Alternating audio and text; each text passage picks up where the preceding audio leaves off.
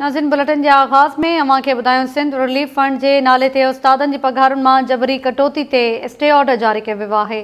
Sindh high court circuit bench सपला पारां पघारुनि में कटौती ख़िलाफ़ दाख़िल दरख़्वास्त ते स्टे ऑर्डर जारी करे छॾियो।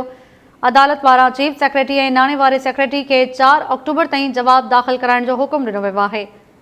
सिंध हुकूमत मुलाज़िमनि जे पघारुनि मां कटौती करे रिलीफ फंड जमा कराइण जो नोटिफिकेशन जारी कयो हो। तफ़सील मालूम कयूं था इम्तियाज़ खोसो खां।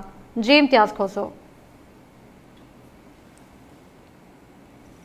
सिंध रिलीफ फंड के नाले ते पघारनि मां जबरी कटौती खिलाफ़ दाख़िल दरख़्वास्त ॿुधणी थी। ॿुधणी बैदि अदालत रीजन के कॉलेज जी उस्तादनि तोड़े प्रोफेसरनि ऐं अमले जी पघारनि मां कटौती ते स्टे जारी करे छॾियो आहे। जॾहिं त अदालत चीफ सेक्रेटरी सिंध ऐं सेक्रेटरी फाइनेंस के 4 अक्टूबर ते जवाब दाख़िल कराइण जो हुकुम ॾिनो आहे।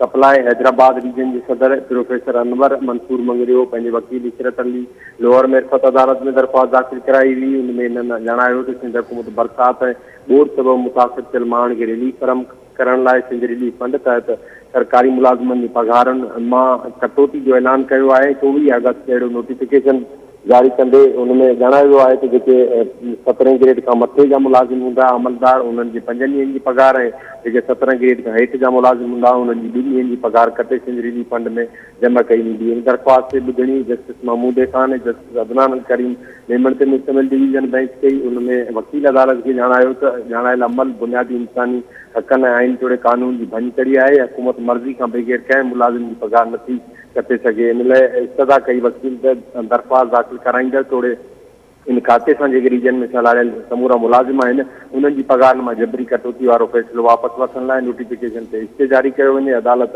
वकील जा दलील ॿुधण खां पोइ रीजन में कॉलेज जी प्रोफेसरनि उस्तादनि तोड़े अमले जे पघार मां कटौती वारो मेहरबानी जी इम्तियाज़ खोसो तफ़सील ॾियण लाइ।